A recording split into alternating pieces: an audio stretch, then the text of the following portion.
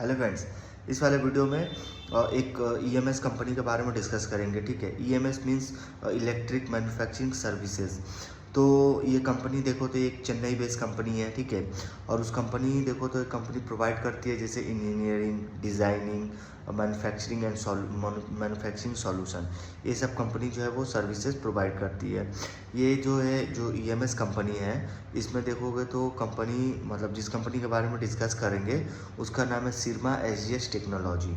ठीक है, तो ये ईएमएस में कंपनी काम करती है और ईएमएस कंपनी देखो तो इसमें गवर्नमेंट भी लगातार फोकस कर रही है। ठीक है, इन सेक्टर्स को मतलब ये जो इंडस्ट्री है, पूरे इंडस्ट्री को जो है कंपनी गवर्नमेंट जो है काफ़ी ज़्यादा फोकस की हुई है। ठीक है, और ये अभी देखोगे तो गवर्नमेंट भी इसलिए फोकस कर रही है कि जो ईएमएस सेक्टर है, जो इलेक्ट्रिक मैन्युफैक्चरिंग जो डिवाइसेस है, सर्विसेज है, वो अपने इंडिया में होना चाहिए। ठीक है, क्योंकि इसमें देखोगे तो जितनी भी मतलब कंपनियां हैं जिसमें सिरमा एसजीएस है, डिक्सॉन है। ठीक है, तो बहुत सारी कंपनियां इस पे काम कर रही है। ठीक है, जिसमें सिरमा के बारे में अगर डिस्कस करेंगे तो सिरमा जो है लगातार देखोगे तो लगभग 4 डिकेड से कंपनी का एक्सपीरियंस है इस सेक्टर में। ठीक है, उसके साथ साथ जो कंपनी अगर देखोगे तो बहुत सारे इंडस्ट्री को कंपनी कैटर करती है, जैसे ऑटोमोटिव, ईवी हो गया, हेल्थ केयर एंड मेडटेक हो गया, कंज्यूमर हो गया, आईटी एंड रेलवे हो गया। ठीक है, इंडस्ट्रियल्स हो गया। तो बहुत सारे इंडस्ट्री को कंपनी कैटर करती है। और वैसे भी जो ईएमएस स्पेस है वो काफ़ी बड़ा स्पेस है और इसमें बहुत सारी इंडस्ट्री जो है आती है। ठीक है, बहुत सारी इंडस्ट्री में बहुत सारी इंडस्ट्री को बेनिफिट होता है ये सेक्टर से। तो वैसे ईएमएस अगर देखोगे तो ईएमएस में जैसे जिनके जो इंडस्ट्री मतलब जो कैटर जो कंपनी जो ये कंपनी इंडस्ट्री जो कैटर की हुई है, जैसे ऑटोमोटिव देखोगे, ऑटोमोटिव ईवी अगर देखोगे तो इसमें क्या है, तो कंपनी का अगर आप इंडस्ट्री पोजीशन अगर देखते हो ऑटोमोटिव का, तो ऑटोमोटिव इलेक्ट्रिक मोबिलिटी का, तो लगभग इंडिया में क्या है ना, इंडिया में ऑटो इलेक्ट्रिक का जो ग्रोथ है, ईवी का जो ग्रोथ है, वो लगभग कैलेंडर ईयर 24 से 29 में अगर देखोगे तो 22% CAGR से ग्रो करेगा। ठीक है, मतलब 22% CAGR से ग्रो करेगा अगले 4-5 ईयर्स में, मतलब कैलेंडर ईयर 24 to 29। ठीक है, और वैसे भी देखो तो ईवी का पेनिट्रेशन हमेशा जो है काफ़ी ज़्यादा इंक्रीज़ हो रहा है ईवी का जो है। ठीक है, अब जितनी भी गाड़ियाँ देखो तो आस्ते आस्ते ईवी आ रही है। गवर्नमेंट भी फोकस कर रही है ईवी पे, क्योंकि ईवी पे इसलिए फोकस कर रहे हैं कि जो तेल वगैरह, जो डीजल, जो भी तेल पेट्रोल वगैरह का जो प्रॉब्लम जो आया हुआ है उससे जो है वो बच सके। ठीक है, इसलिए लोग मतलब गवर्नमेंट जो है ईवी पे फोकस कर रही है। कई सारे स्टेट में देखोगे तो ईवी जो है वो नेक्स्ट 1 to 3 ईयर से जो है वो पूरा जो है वो ईवी वगैरह आ जाएगा। ठीक है, बहुत सारे स्टेट में। तो ऐसे को मतलब हर एक स्टेट में थोड़ा ईवी वगैरह जो है वो काम, ईवी बाइक वगैरह, ईवी स्कूटर्स वगैरह आया हुआ है। ठीक है, ईवी ऑटोज़ हो गया, 3 व्हीलर, ईवी 4 व्हीलर्स भी है, आ गए हैं। ठीक है, बहुत सारे स्टेट में आए हुए हैं। ठीक है, तो उस हिसाब से देखो, वैसे दिल्ली देखो तो ईवी जो है पूरा ईवी हो जाएगा 2028 से, क्योंकि आई थिंक 2028 से कोई भी ईवी के बिना कोई भी गाड़ी रजिस्ट्रेशन नहीं होगा। ठीक है, तो वैसे गवर्नमेंट देखो तो काफ़ी ईवी पे फोकस किया हुआ है।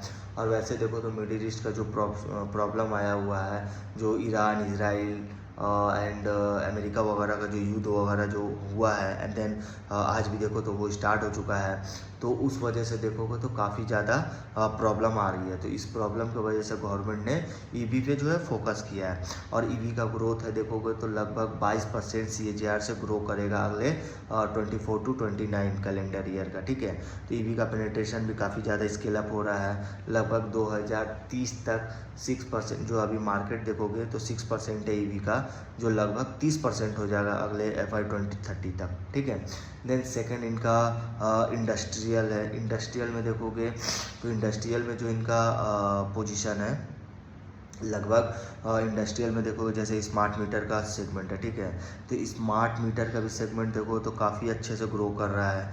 क्योंकि स्मार्ट मीटर जो है लगभग 250 million smart meter with 1 lakh crore plus opportunity है, ठीक है।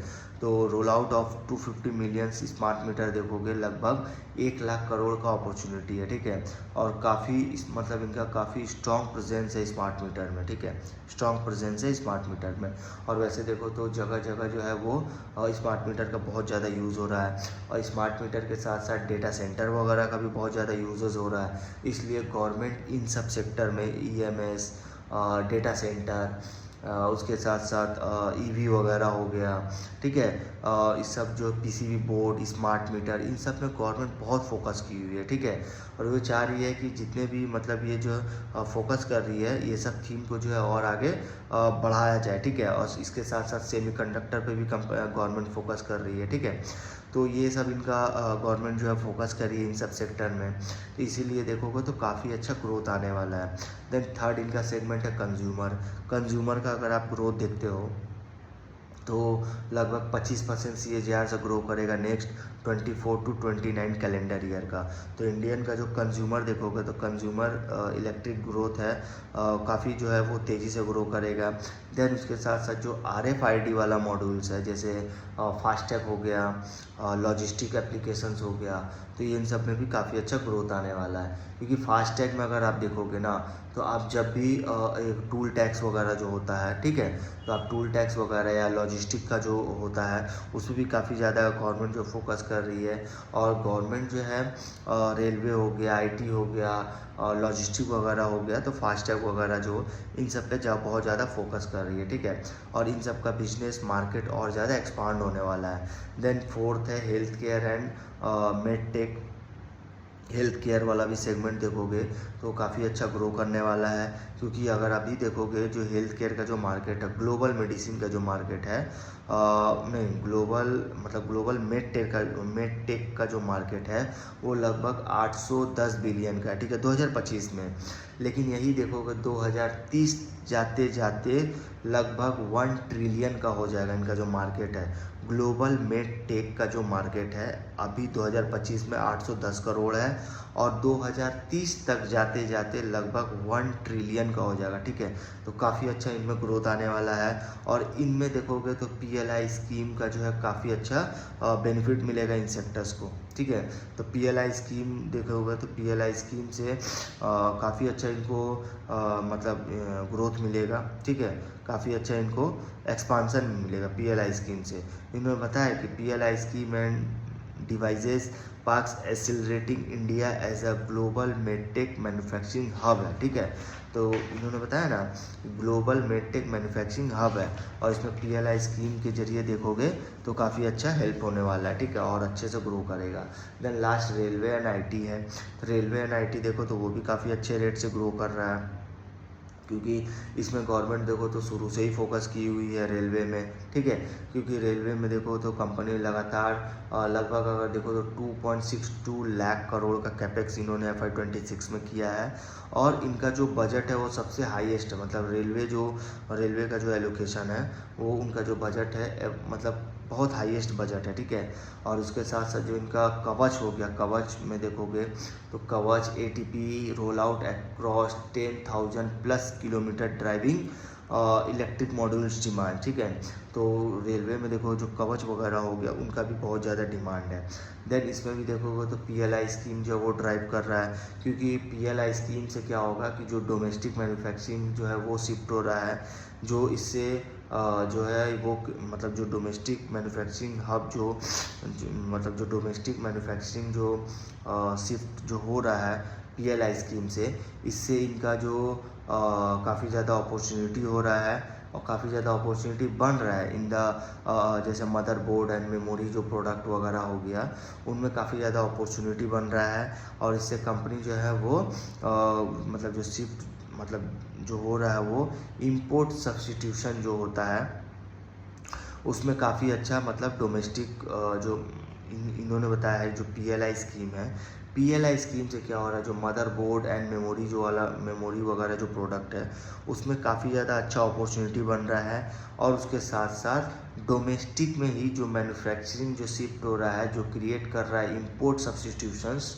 उसमें देखोगे तो वो ड्राइव कर रहा है उसमें पीएलआई स्कीम, ठीक है। तो पीएलआई स्कीम से बहुत ज़्यादा इनको बेनिफिट हो रहा है। तो ये स्कीम जो है वो जिससे गवर्नमेंट जो है फोकस कर रही है और ईएमएस सेक्टर्स को और जो है वो आगे और अच्छे रेट से ग्रो कर सके। तो ईएमएस वाला जो थीम है वो काफ़ी अच्छी थीम है।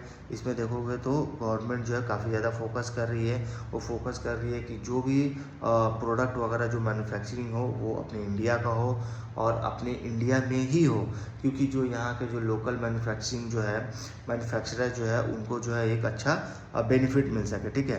तो गवर्नमेंट चाह रही है कि जो भी प्रोडक्ट हो वो इंडियन बेस हो, स्वदेशी हो, ठीक है। इस पे जो है गवर्नमेंट फोकस कर रही है, काफ़ी अच्छे रेट काफ़ी अच्छा काम कर रही है, ठीक है। तो इस वीडियो में यहीं तक रखते हैं।